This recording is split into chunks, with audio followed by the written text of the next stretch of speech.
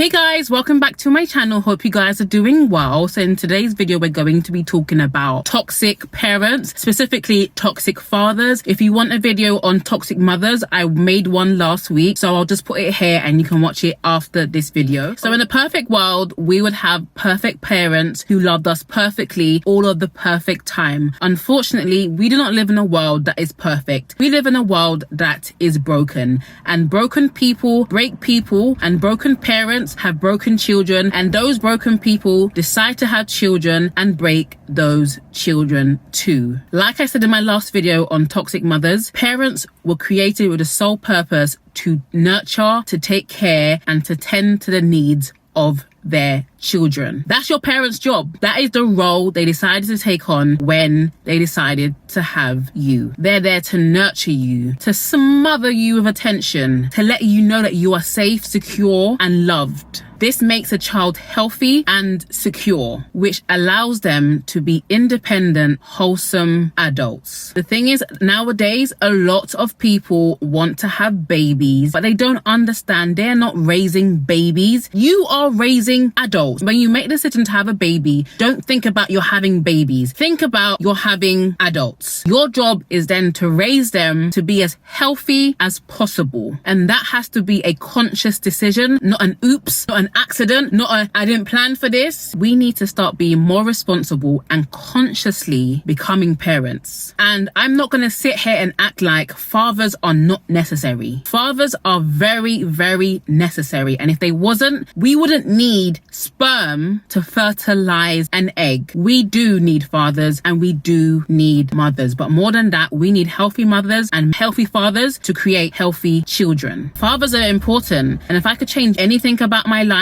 it would be to have a present, loving, pure father. And you can imagine what my dad was, all the opposite of what I just said. If I had that, I would be such a different person. But everything happens for a reason, because I may not be making these videos. I may not be on this platform right now. The hurt and the pain that I've been through enables me to be able to relate to other people that have also been hurt too. So there are a few things we need from our fathers. And when we don't get these things, it can be detrimental to our growth and our productivity in this world. We need our fathers for affection. That gives us safety on the inside. We need our fathers for affirmation. That makes us secure on the inside. We need our fathers for provision. That makes us secure on the outside. We need our fathers for protection. That makes us secure on the outside. And we need our fathers for praise. That makes us secure on the inside. There's just something about a strong father's presence that makes you feel safe and that makes you feel secure. It makes you feel like no one can ever hurt me, not when my daddy's around. To a child, their father is their superhero, the one with all of the answers, the one when you go to bed at night, they're awake, the one where you wake up in the morning, they are awake. It's like your parents, your father is your first introduction to God in this world.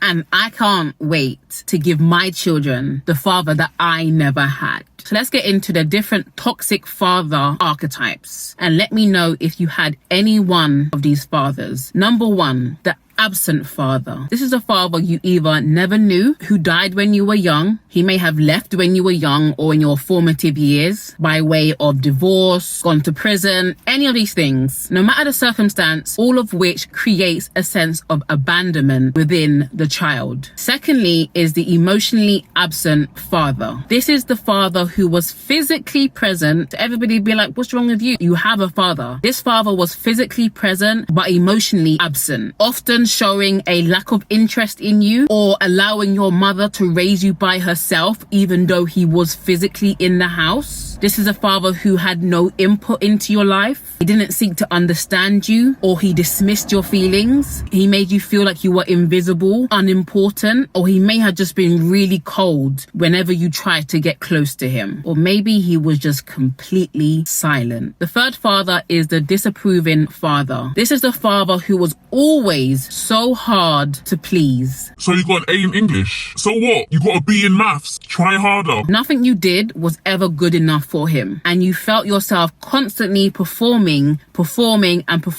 for his attention and for his approval. And I want to show you this quick clip because this scene broke my heart and really encapsulates the disapproving father. You know, my parents are still married 40 years. Hey, my daddy loves me. He just never liked me. And so I didn't trust men. And I would be attracting men who didn't trust women. And so they would challenge, they would make me prove my love, or prove that I was worthy. My dad was really hard on me. Like, growing up, like, I would make all A's on my report card. And he'd be like, well, so you still got to be in citizenship. That's because your ass talk too damn much. You think you know everything. You know, so when you grow up with that, it's like, well, maybe if I get that comma right, then he's going to love me. The fourth father is the unreliable father. The father that makes promises that he never intended to keep. And whenever it came to the day of him fulfilling those promises, he was nowhere to be found. And when he did show up, he always had an excuse, or he always told you, baby, I'll make it up to you. And he never did. So what did the child do to avoid being disappointed? They lowered their expectation. They expected nothing from him. They almost pitied him. And then soon enough, they no longer wanted anything to do with that man. The next father is the alcoholic father. This is the father whose first love is the bottle. Everyone else came second to his addiction, including his own kids. And an alcoholic father can really disrupt the peace of a house and leave everybody walking on eggshells, not knowing when he's going to snap. And that unpredictability can lead to abuse. So the next father that I'm about to speak about is the abusive father. This is the violent father, the emotionally, physically, mentally, sexually. Abuse is abuse. It is all completely wrong. And it is worse when the abuse comes from the man that is supposed to protect you. With this father, you are always a problem, and no matter what he does to you, it was always your fault and you deserved it. This father is literally like a ticking time bomb, and the child usually does everything he can to please his father, because a displeased father is an angry father, is an abusive father, and is a disruptive father. So why are men like this? Why are fathers like this? There's a term in psychology, they call it narcissism. Narcissistic fathers want to control your life. And any sign of you becoming independent of them is a threat to their authority over you. So he will never help you to grow up, because you growing up is you growing away from him and his control. He will not help you to find a suitable man, because that man will be a threat to him. That father will not teach you how to drive, because you driving is a threat to his control over you. Narcissistic fathers see you as their possession and not an individual. And as long as you are doing what they tell you to do in the way that they want it to be done, he is pleased with you. He loves you, but he has you under his thumb. Narcissistic fathers do not want you to grow up because they want you to be dependent on them. They need that supply of someone needing them. Let me know if you want an updated video on narcissism, because this is straight through the board. So why, even though we've had these toxic fathers, we still yearn for them and we try to find them in other men, in other people, in relationships? It's because the adult longing for a father is not the result of having a good father in childhood. It is the consequence of abandonment. The root cause of most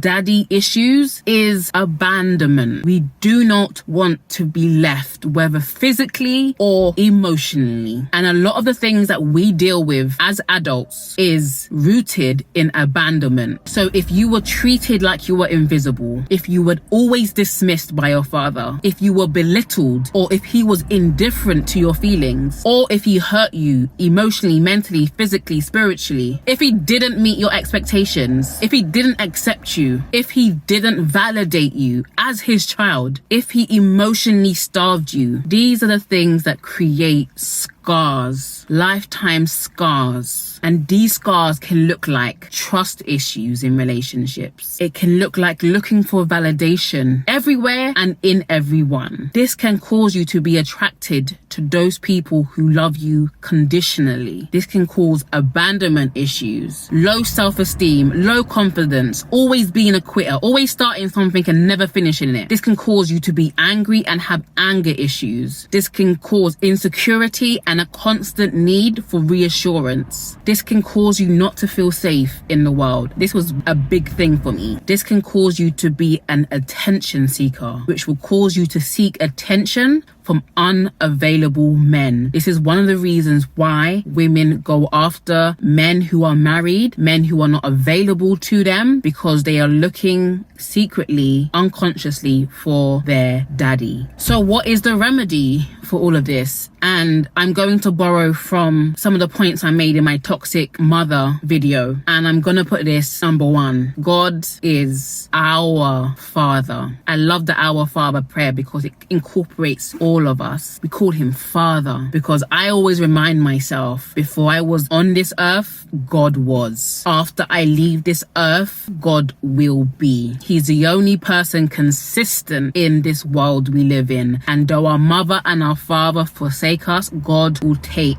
us in. And I don't know, if I had a good relationship with my dad, if I would have such a strong relationship with my Heavenly Father. But I want you guys to know that your father may not have been a good person, but God is always good, and he's always good to you. Secondly, it's about mourning the loss of your father. He couldn't be what you wanted him to be, and he may never be that for you. Come to terms with it, come to peace with it, mourn him as if you were mourning someone that died. Lower your expectations and stop holding on to the idea that he could be anything other than what he's always been. Next, I will say, if you're living under his roof, try to get your independence by moving out. He's not gonna like it, but he doesn't have to like it, but he will have to accept it. If you cannot move out straight away, create boundaries. Let him know, communicate to him who you are, reintroduce yourself to him. I'm not that small child anymore without a voice, and you're gonna listen to me. Let him know this is who you are, this is where you begin, and this is where you end. And you can communicate all of these boundaries without being disrespectful.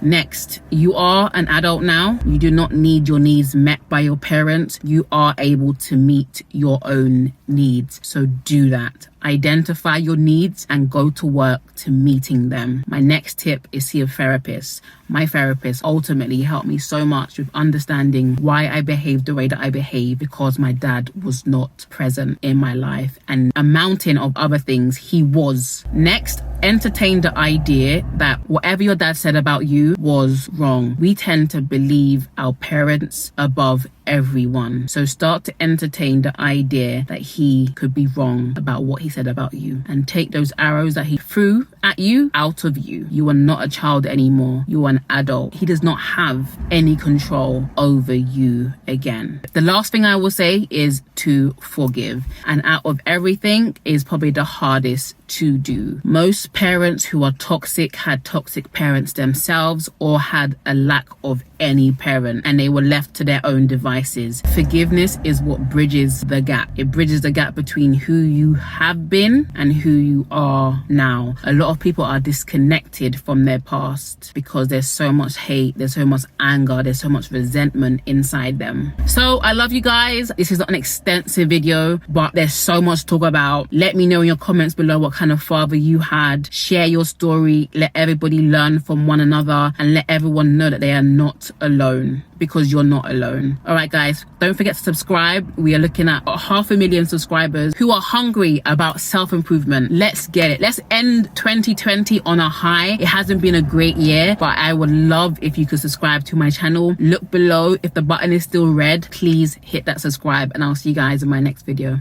Bye, guys.